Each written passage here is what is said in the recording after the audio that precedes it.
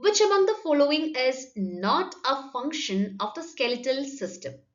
The skeletal system has several important functions. It includes the production of blood cells, storage and release of fat, supporting the body, protecting the internal organs, storage and release of minerals, and also facilitates movement, that is locomotion.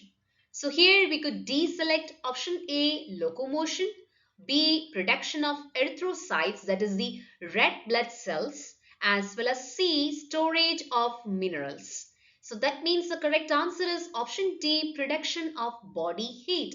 Because production of body heat is the primary function of muscular system, that is the muscles, not the skeletal system.